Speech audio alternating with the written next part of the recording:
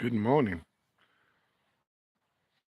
Improvised live. Just coming on because some of the people that I follow aren't doing anything at the moment. So I thought this might be the ideal time to start mine and do a little chat, interactive chat with the people coming on board, but also tell a few tales, have a bit of fun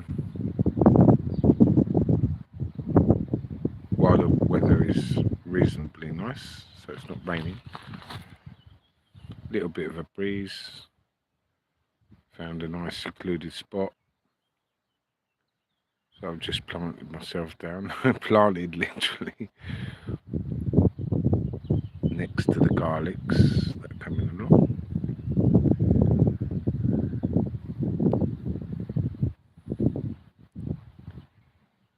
And hopefully some people will come along and have a chat on this lovely Wednesday morning. Oh, lovely to see you, Blossom. Good morning. Good morning. Good morning to Shield as well. Got to take the automatic translator off. I forgot again. Okay, that's done. Excellent. Thank you, girlies, for coming along. Oh, Mary Dilly. Good morning. Lovely to see you. I hope you're well.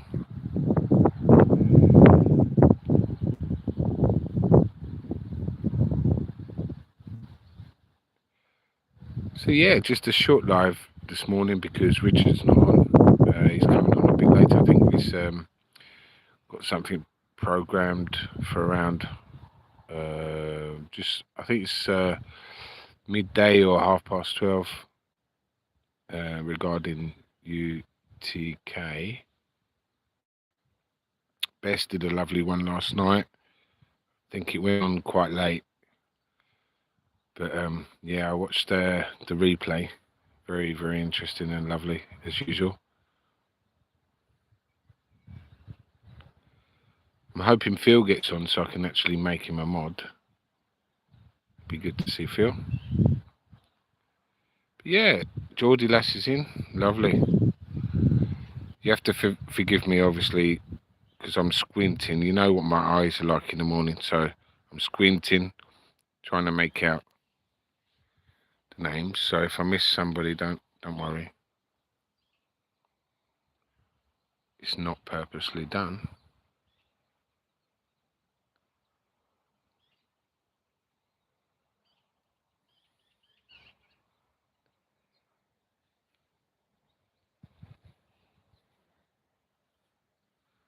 Yeah, Bess always goes late.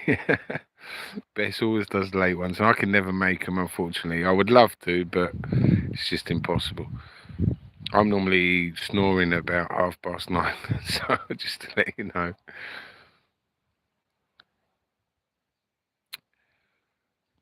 Because just my friends are in at the moment, Mary Diddley is my wife, okay? So just to let you know.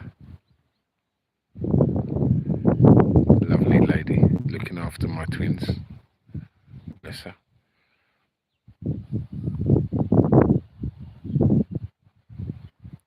Yeah, Blossom's in the same situation. What's your husband up to? So you're waiting in the car park?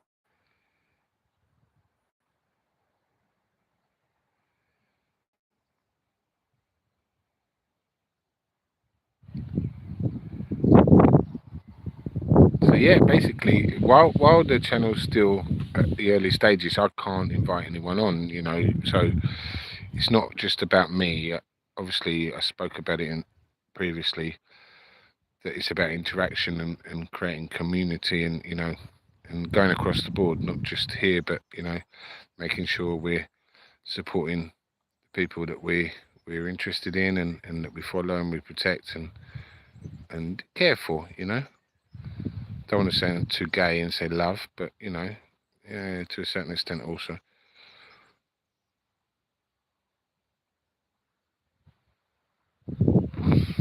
Okay, Blossom. I hope that goes well, and give him a bear hug from me.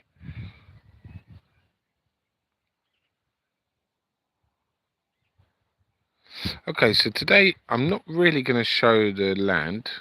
Okay, I'm going to talk a little bit. I'm going to tell a few little tales, a few stories, and hopefully that will spark some interaction from you guys and girls in the chat. Okay, so I promised Phil we were on Richard's chat the other day, and dolphins came up. Dolphins, you know, wonderful, wonderful mammals. I call them mammals, obviously, because they breathe. They have to come up to get air, as whales do, also. Now, a long time ago, I'm just trying to think, 24, I believe, 24 years old. So we're talking 27 years ago. 27 years ago. I was fortunate enough to get a short working visa in Australia, like many do, for about a year. And I've got family out there, so it was lovely. I was able to go with a group of friends. We all did the famous pretending that we had the money in the account, so we got it transferred in, took the photo of the amount and sent it off, and then sent the money back to the person that lent it to us for the possibility of getting a visa. And yeah, I went out to Oz. My friends had already travelled out previously, so they were there probably 2 years before me, I believe, because I had some work issues that I had to do and finish off. And yeah, what did I do? So I chose an airline, one of the last airlines at the time, because remember, we're going back 27 years, that still had smoking on board. It was JAL, the Japanese airline, and from I think it was Heathrow to Tokyo, stop overnight, and then down to, I'm struggling, I think it was Sydney, I believe. So what happened was, I got the smoking seat, which is brilliant, and there was a lot of turbulence, and I was very happy that I had the smoking seat. And a lot of people that were in non-smoking seats came down to the end when the turbulence came and had a cigarette. I don't think they were regular smokers, but it helped them as well. So I'm going to come back to the chat and have a look in a little while, but I'm just going to roll off this little story. So stop off in Tokyo. So I didn't get a chance, unfortunately, to see the city. The hotel was literally the airport hotel. So after, I think it was about 11 or 12 hours flight, got off the plane, went through security, and literally the hotel airport was less than 5 minutes away. So I wasn't able to appreciate the Japanese culture. What I did find strange, in my room, basically, it was a reasonable sized room. You know, we know Japanese like small stuff, but it was a reasonable sized room. But the bathroom was what they'd obviously done when they constructed the hotel. They create these bathrooms that are made in like a box, like a plastic box. And they've obviously, when they've been building the hotel, they've dropped the plastic box for each room as the bathroom. So it's really weird. You've got like the normal, as you'd expect in any sort of hotel, you go through the door with a key card or whatever, and then on your normally left-hand side, you got the bathroom, and then go a bit forward, you got the bedroom. That's it. Maybe a balcony if you're lucky. I didn't have one in this case. But yeah, the bathrooms were like these boxes. So as you went through, there was like this strange, I don't know, alien external room that had just been planted there. And yeah, it was interesting. It was different. But yeah, I wouldn't have wanted to stay more than one night, to be completely fair. I got a bit hungry, even though we arrived really late. Got a bit hungry at one stage. Went down.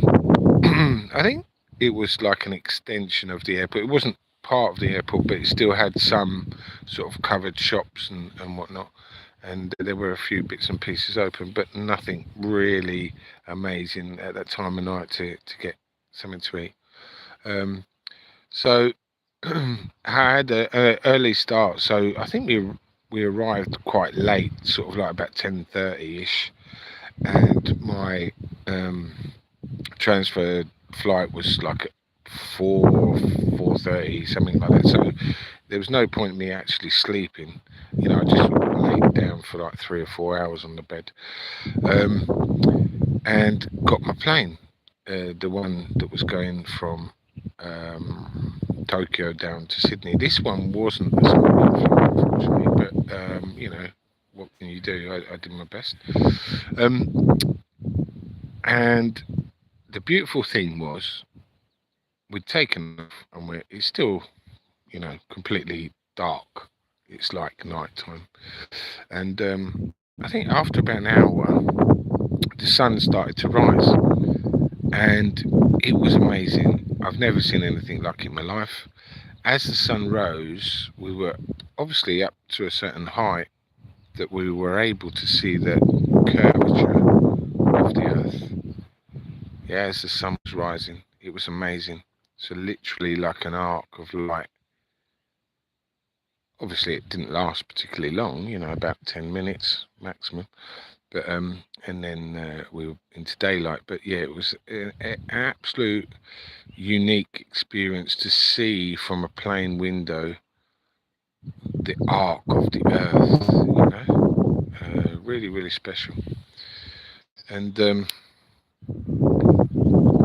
landed in Sydney. I think it was after about 9 hours. I think it was 9 hours, something like that.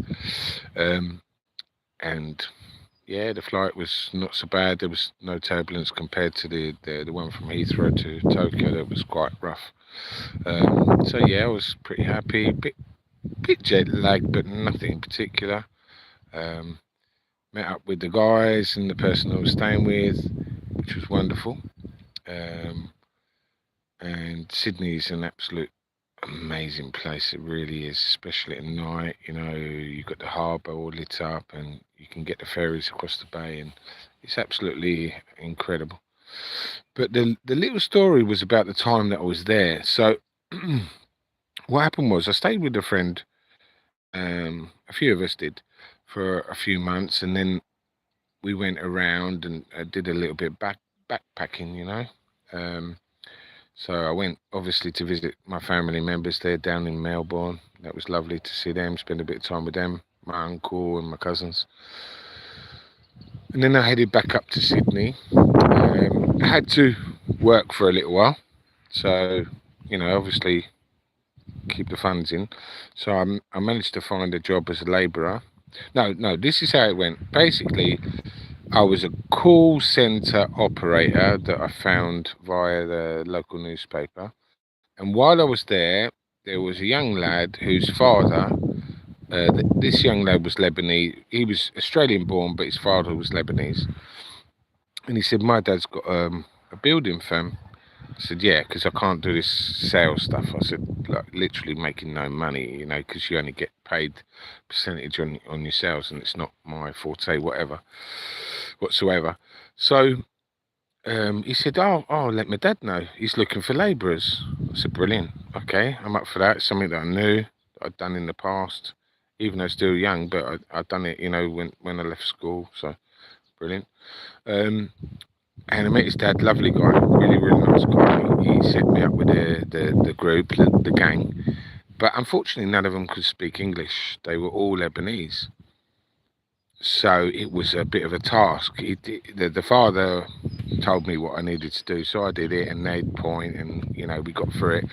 I did probably a month with this little group, but then eventually we got to the stage on the building site where it was the next level, so it was the rendering. So they'd laid the bricks, now it's to render the outside, and fortunately there was an Irish guy came along, so I worked just him. He was brilliant, he did so much, worked so hard, just me and him, and we had such a laugh, and it was a really nice break, for me, because after that period of not being able to communicate with the people, even though they were nice enough, I mean, didn't have any particular issues, a bit of Mickey taking in their own language, but I mean that happens everywhere, doesn't it? But yeah, this Irish guy was great, so we worked together. And what you got to remember, it was like about 36, 37 degrees, and we're, slogging away. So it was hard work, and we'd have a little beer after and whatnot, which was brilliant. Have a little laugh because the Irish are so funny, really, really witty, and as you guys know. So yeah, we got enough money, like the group of friends, and we decided to do some more backpacking. Instead of going down, we've been down, so we've been down from Sydney to Melbourne. So we said, right, let's go up. So what we're going to do? Okay, so going up north from Sydney, we hit Brisbane, and we're doing all the backpacking places and stuff. And you meet some weird and wonderful people, I've got to be honest. I mean, some absolute nutcases, but also some lovely people. But yeah, the nature was amazing. Fruit bats, enormous fruit bats. I mean, they're like the size of a dog, and they hang upside down from the trees, and you just see them there. We had, like the balcony overlooking, and they had these huge fruit bats. Beautiful, I mean, wonderful. And nearby, once we got up to Brisbane, there is like a SeaWorld, like a park for nature and marine life. So we thought, okay, let's have a look. Let's go and see what it's like. So we went to this SeaWorld, and I mean, really wonderful, well run, got to be honest, looked after. I couldn't see any treatment to anything. But there's an area, there's like a lake where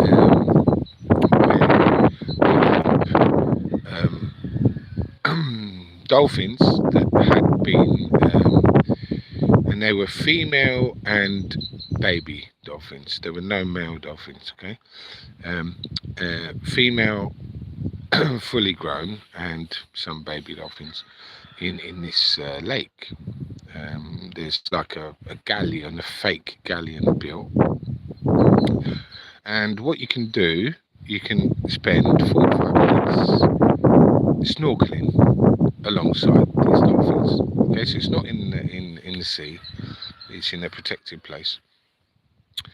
And they explain to you, okay, just don't move your arms and legs because you might frighten them. So you've got to stay fairly still. So you've got like a life jacket which keeps you buoyant, and you stick your face mask in and breathe through your snorkel. Yeah.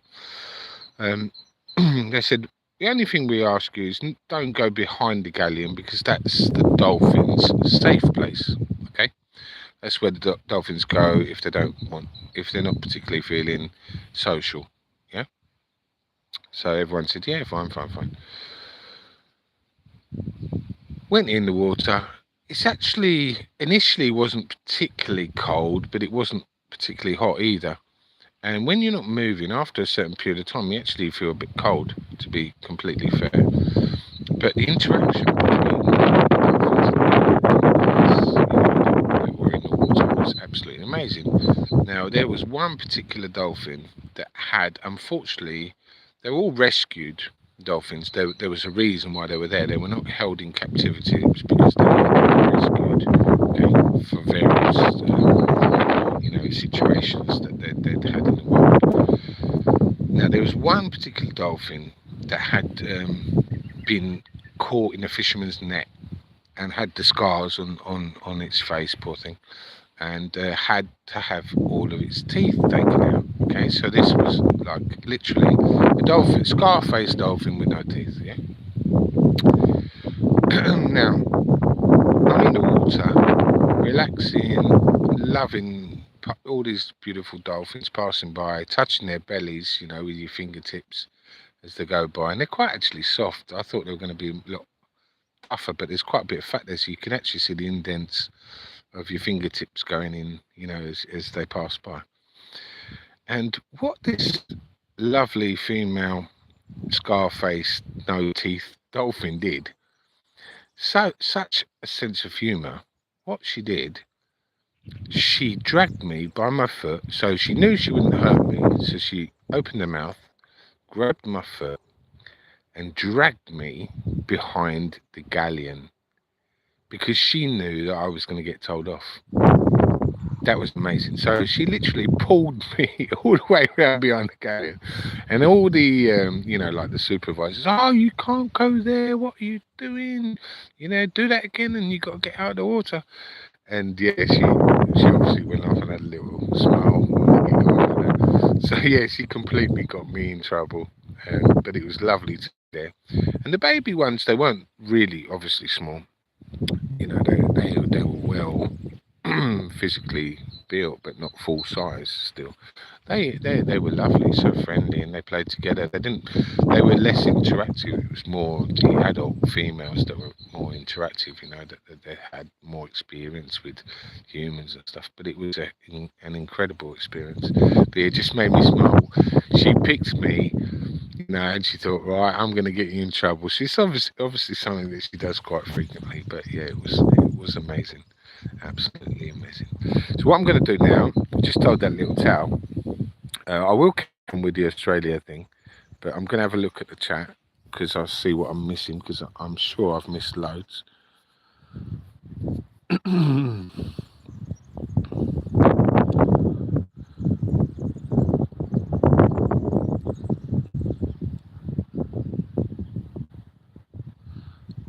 Oh, brilliant. So she was with her sister today. It's just started raining now. That's not great. Great to see Geordie Lussing, as we said before.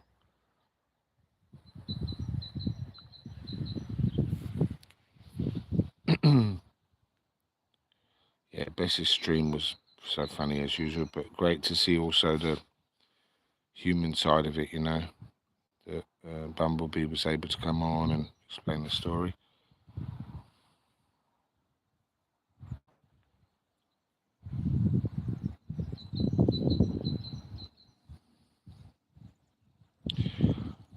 Okay.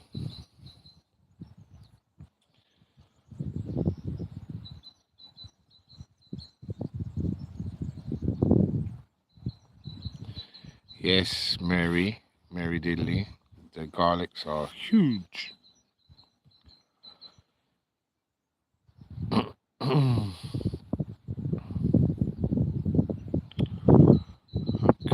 I was hoping Phil was able to get on so I could make him mod, but at the moment doesn't look like he can.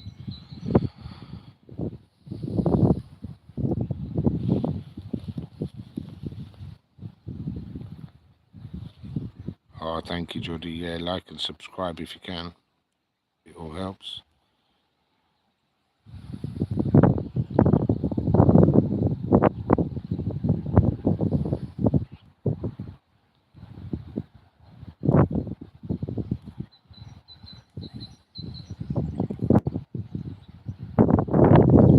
It's lovely seeing you guys, girls, chatting.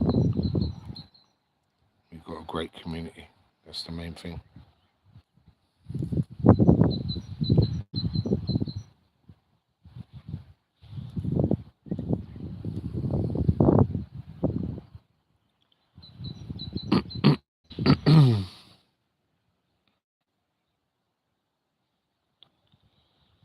Oh, Blossom, I've just seen that message. I'm so sorry. I can completely understand, and I obviously didn't realise and didn't know. I hope, what I was saying didn't bring back too many, dark memories, but bless your heart. My apologies if it did.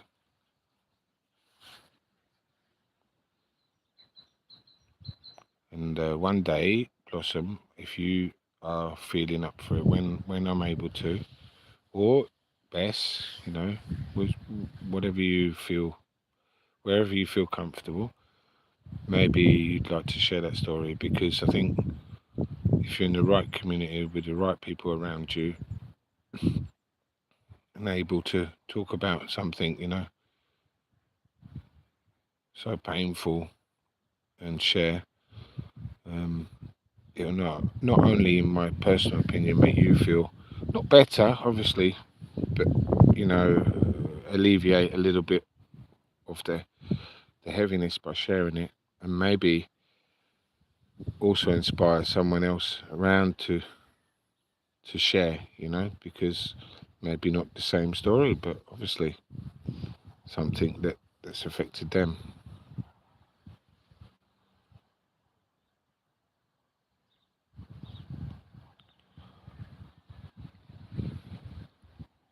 Oh, brilliant. I will try to do that, Geordie. Thank you, Midfield. I will try to do it. Hopefully it'll work. I'll let you know. So I'm going to continue. Put a thumbs up if you want me to carry on with the little Australia story. Otherwise, we can chat about something else. If you want the Australia story, thumbs up. If you would like something else, just put in a different emoji.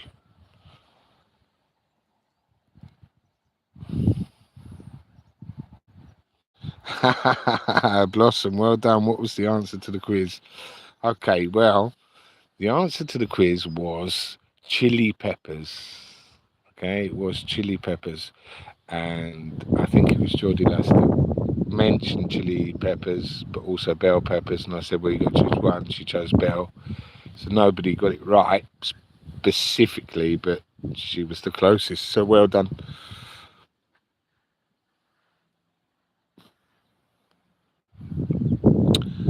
Okay, 2 thumbs up. 2 thumbs up. Okay, I'll continue with it. So we were at the stage where we'd been to SeaWorld, we're in Brisbane, and you have to forgive me because we're going back a while, 27 years ago. And at the time, I probably was having a few beers, bevies, as they say in the north. And my memory's not what it was. As Blossom knows, we both suffer a little bit with that. But yeah, so we were in Brisbane and done the SeaWorld, and there's a place nearby called Byron Bay.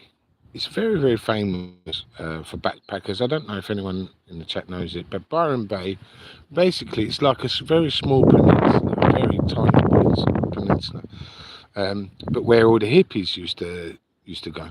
So obviously, naturally, backpackers, they kind of go hand in hand. And we got to this Byron Bay, and it's absolutely amazing. If you can imagine, it's like a Scooby-Doo. You know Scooby-Doo and Shaggy? If you could imagine Scooby-Doo and Shaggy living somewhere, that would be where they would live, yeah? So it's like a very tiny town, not touristy particularly at that time, probably is now, with a few places to stay and a few places to eat out, and then you've got the beaches. Now, there's this like peninsula where you've got this rocky area that in between the rocks you have like those not drawbridges. No, I'm getting that wrong. Like the wooden bridges. So you have the ropes on the side, the rocky bridges that when you put your foot on, they start to move a little bit. And you think, oh my god. So between the rocks to go down this little peninsula, you got these little wooden bridges that you have to walk across, and that makes it fun and interesting. And some people won't do it because they're scared of heights and whatnot. And you walk out to the end, and what you see at the end is Well, what I saw, I mean, I don't know how common it is, but when I was there, um, these huge waves. And obviously, where there are huge waves and hippies, there are surfers, so there were loads of surfers. And they'd paddle out to the end of this like peninsula, these rocks that formed a point, and they'd turn around and catch these huge waves. Now, what was amazing was there'd be perhaps 10, 12 surfers catching the same wave, but in between them, there'd be like 4 or 5 dolphins, wild dolphins. So you'd see a wave come, the surfers riding them together with the dolphins. I mean, it was so spectacular, absolutely beautiful, really stunning. And yeah, we obviously enjoyed that and stayed there for a while and just watched the spectacle, But the surfers are so in tune with nature, and they've obviously become accustomed to riding waves with things. But yeah, for us it was like, wow, absolutely incredible. So we were a bit tired, and we thought, oh, let's go back, get something to eat, and then we'd come back later. To the beach to see the beach, because the beach was before the Peninsula Rocks, so we hadn't actually seen the beach close up. So we grabbed something to eat, and the girls of the group decided no, they wanted to unpack and do girly stuff, which is fine. Have a look around, the little shops that were there and whatnot. So me and the other guy, we said, no, we're not having any of that. We want to have a bit of fun as well. So that's not our sort of choice, our ideal choice. So what we'd do, we'd hire a couple of bodyboards. So we're not surfers, we're not particularly into that, but we want to have a go. So bodyboards, they're like a shorter version of a surfboard, but more square, where you ride the wave, you've got your full body on the actual board, you don't stand up or anything like that. We thought, let's have a go at that. So we hired these couple of bodyboards, and we could walk from the hostel, the backpacking place we were staying, down to the beach. So we had a little walk along, lovely stuff, and it was sunset. So brilliant. Okay, great stuff. Now, what I found out later is the worst time to go in the water is sunrise and sunset, because that's when fish. That's when fish feed. That's when fish eat. Okay, and obviously fish, Australia, great white sharks.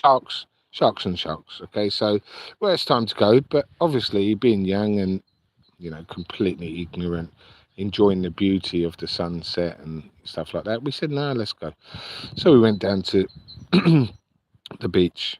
And this other guy's name was Sean, and we'd been friends for about 6 months, but not known each other for such a long time. But he was younger than me, but we were both quite similar in the sense we were up for doing stuff, and he was a good lad. So got down to the beach, let's do the bodyboarding, took our clothes off, so obviously we had our trunks on under, took shorts and a singlet or t-shirt, I can't remember at the time, off, and flip-flops. I think we both had sandals or flip-flops, can't remember. And we put them together sort of about 10 feet away from where the waves were coming up, so they wouldn't get wet, maybe a little bit further, I can't remember. And let's go do a bit of bodyboarding. So brilliant. Now, once we got to the water's edge, we realised that in this bay there's a sunken ship. So, ideal place for sharks to swim through and stuff like that. Brilliant. Okay, fantastic. So now we're getting a little bit scared because we're not experts and stuff like that. So anyway, going out, this is the strangest thing. So we're on the bodyboards and we're paddling out, and what you have to do, you stop paddling when the wave comes and you sort of ride the little wave, and then once the wave's gone, you paddle a bit more. But this particular bay, at that time, the waves were coming on thick and fast and pretty strong. So we sort of overstepped the mark a little bit here, But anyway, let's do it. We're in the water. We've come out to do this. We're halfway as far as we want to go before we turn around and catch the wave, and try and enjoy it. So we keep going, and the wave's getting a bit bigger and a bit stronger, and we're thinking, yeah, okay, so let's do it. Excuse my French. So what happens is when you're heading with the beach behind you out to open waters, you don't feel scared. Okay, got to remember now it's dark, so the sunset's finished, and it's actually dark now. But you've got land behind you. Yeah, so you're riding these waves and you're moving along and trying to get out.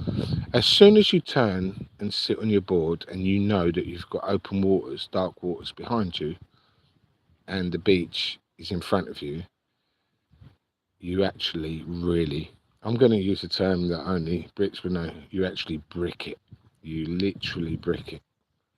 Because you think, oh, any minute now, if something had brushed my foot, I would have literally done running on water. I'd literally been on that beach within 2 seconds. Yeah? So anyway, sunset down. We got out there, flipped our boards around. We're sitting with our backs to the open sea, and we're waiting for the wave to catch. Okay, so we're giving it a go. Now I've caught one fairly well, enjoyed it, got in, and I thought, I'll give that another go. I quite enjoyed that. My friend, about the same really. He was a bit less satisfied. He wanted to get, he's a bit younger than me, so he wanted to get the bigger one, wanted to get the full-on rush, adrenaline rush and experience. So we went out again, and it takes a little bit of time because obviously not being expert, but even in the experts, you still have to take your time to get to as far out as you can before you can catch them, catch these waves. So we've done it again, flipped ourselves around, getting a bit nervous, because the dark waters and whatnot. But we've caught a really, really big wave. Now this wave was so rough that I had like Bermuda shorts on. It ripped my Bermuda shorts off of me, and no word of a lie, I'm on a bodyboard in Byron Bay in Australia with my Bermuda shorts attached to my big toe, and I'm riding the wave into the sand, into the beach. So I've got my Bermuda shorts. Luckily it was dark so no one could see my bum. But anyway, Bermuda shorts hanging on to my big toe, riding this wave. We're flying. It's literally a big wave. So he's really happy. He's like, yeah, now I know what it's all about. I'm happy. So we get onto the shore part, yeah. Now I can't stand up, even though it's dark. There's still people around. It's lit. The beach is quite well lit, So I can't stand up. I've got to somehow grab. I've forgotten about the bodyboard at this stage. I'm like, I've got to get my Bermuda shorts on. But the problem is, as I'm trying to grab these Bermuda shorts and pull them up, the next waves are coming in. So they're like literally dragging me 10 feet along one side, 10 foot that way, 10 foot the other way. Anyway, cut long story short, eventually, after being dragged around by all these waves for about 10 minutes, I managed to get my Bermuda shorts on.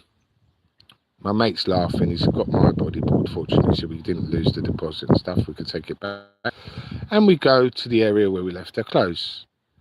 And some little sausage had stolen our clothes. So basically, the story short, we went back barefoot with our Bermuda shorts on, gave the bodyboards back, got our deposit back and went back without any clothes or flip-flops. So that was the second little story. I hope you enjoyed it, guys and girls.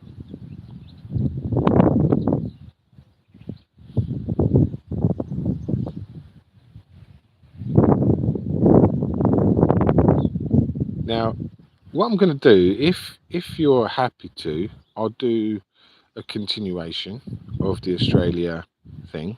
I'm only going to pick up on the nice parts, obviously. But yeah, if you're bored of it, put a different emoji. If you still want the Australia stuff, put a thumbs up.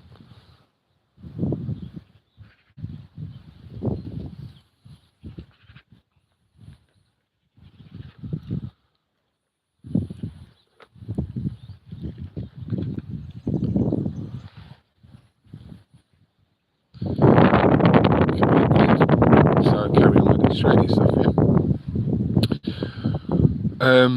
Still same trip. So we got as far up as Byron Bay, and we're thinking, let's carry on up. So the further you carry on up, you go from into Queensland, which is another state. I think New South Wales is where Sydney and Brisbane are, and then you go into Queensland where you start to get more tropical. You're going further north, and you're heading off towards the Great Barrier Reef. Yeah, so it's more humid, completely different nature, completely different trees, completely different. You know, it's like being in a different country. So at this stage, we ended up in Cairns.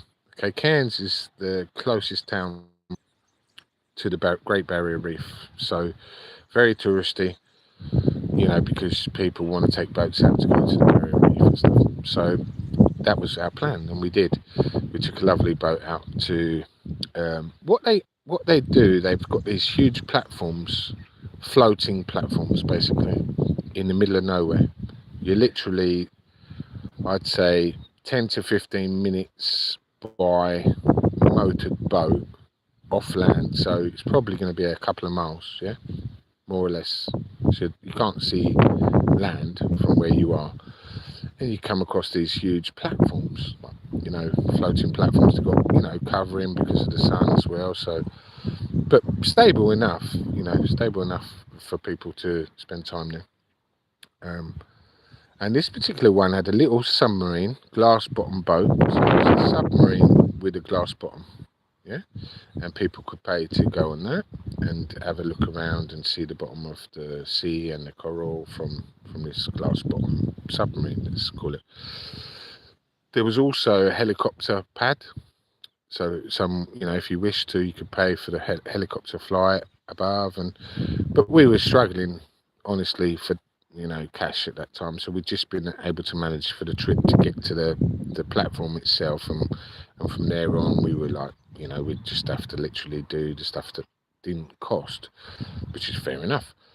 So there was snorkeling where they'd roped off an area. So imagine, as part of the platform there is like a huge circle roped off area. And as the snorkelers, you can either hold onto the rope and snorkel around, or go in the middle, you know, but you don't go outside of that. You know, obviously, you don't want to risk getting, you know, dragged away from the area where you feel reasonably safe, let's say. So yeah, you go snorkeling, you can see this wonderful coral reef, absolutely amazing. So many different, you know, like parrotfish or Nemo, you know, for example, but beautiful, even small sharks, but they're reef sharks. They're not a threat, you know. They're literally the reef shark, which is probably about 1 meter long, I'd say, maybe, you know, 1.20 meters in total. But it's nothing that's gonna come up and attack you, you know, unless you tread on it or whatever, you know, you try and attack it. It's going to defend itself, but apart from that, you know, they just get themselves to themselves. But at a certain point there was a bell ringing, so, you know, you were snorkeling around and said, oh, feeding time. So basically there are certain fish in that area that like this, like they create like a bread mix. It's like a ball of bread with other bits and pieces in it, and these particular fish over time have become accustomed, so they all come around, you know, at the feeding time. It's become, you know, something that they know when, or I don't know if they hear the bell, but they probably know by the sunset and the tides that it's their moment to come and eat. So they let you take a little ball of bread, and you can see the little tropical fish come along and start eating it from your hands, basically underwater, your hand underwater, you're holding onto it, and they just chomp away. But there was this lovely, amazing, it was probably, I don't know, 1 meter long, but also 0.5 meter in height. So it was big, it was like blue, amazing, huge tropical fish. And this one decided to come on me, so I gave him the whole thing quite happily and let him get on his way. But it was an incredible blue. It was like a turquoisey blue. and absolutely stunning. I don't know the actual name of the fish, but yeah, incredible experience. So that was that. Really, really enjoyed it. And from there, from Cairns, we went to the internal, so the outback.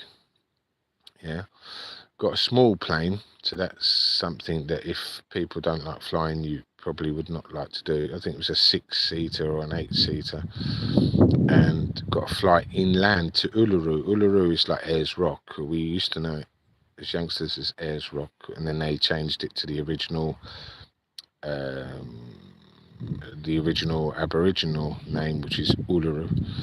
And yeah, it's an incredible site. Personally, I wouldn't recommend it. I'll tell you why. It literally looks like it's a meteorite that's fallen out of the sky and embedded itself in the middle of the outback. Um, it's very, very overrated, personally, in my opinion. Um, what I couldn't deal with there were the flies. You know that famous hat with the corks around it? Well, there's a reason why they have that. And what people were doing there, they had hats with like netting over your face, ears, up to your neck. And there's a reason behind that, because there are so many flies. There's no moisture in the outback whatsoever. So what happens is, if you haven't got a netting covering your face, you've literally got 5 flies in your nose, 5 flies in your ears, 5 flies in your eyes. Literally anywhere where you have moisture in your facial area, you're literally surrounded and being attacked consistently by flies. And it personally, for me, it ruined the experience completely. I just couldn't put up with it. But yeah, it is lovely, but it's not something that I would visit if I had the choice again, knowing what I know, because it's literally a rock, you know, and there's nothing really else about it. Yes, it changes slightly the colour when the sun sets, but I mean, yeah, it changes from sort of maybe gold to sort of dark red, but I mean, you know, it didn't really give me any great stimulation, to be completely fair. I didn't really find that spiritual Aboriginal feeling, because it had become so uh, so yeah, I certainly wouldn't do that again. But well, interesting experience. Glad to say that I've done it, but yeah, not recommended whatsoever, in my personal opinion. So now, guys and girls, I'm going to catch up a little bit with the chat, and then I'm going to close off. Okay. Hopefully it's been interesting. You'll let me know for sure.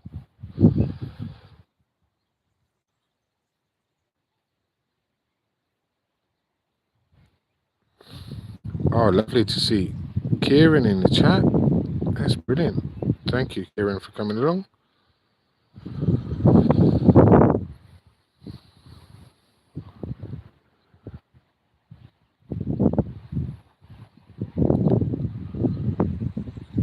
I hope I haven't missed anybody out. Okay, I'm really, really hoping. But as you know, eyes are what they are. Oh, brilliant. Really, really happy.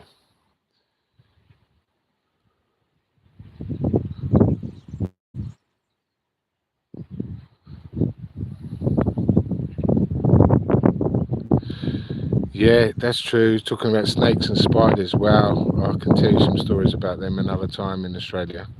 Amazing, beautiful, incredible, but dodgy as well at the same time. But I'm not going to do it all today. That'd be for another one.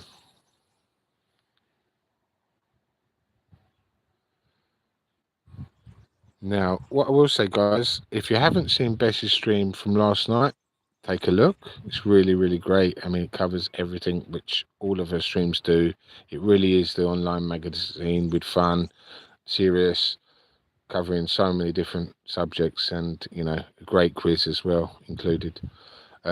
Also, don't forget, as far as I know, Richard's live at 12:30, talking about UTK. So have a look at that, you know, maybe click reminder. And yeah, I'm going to look at the chat later once it's uploaded. But I'm going to let you guys go and hopefully have a wonderful day. Please, once bear with me, because I think the videos take so long to upload.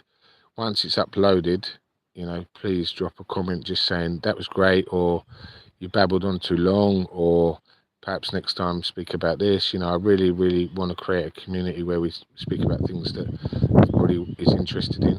And like I said, as it grows, hopefully I'll be able to get people on to tell their experiences, because I think the interaction's hugely important. But yeah, for now, unfortunately, you're stuck with me. Okay, so lots of love to you all. Really appreciate you guys and girls coming along and joining in. And yeah, we'll see each other again soon. Bye for now.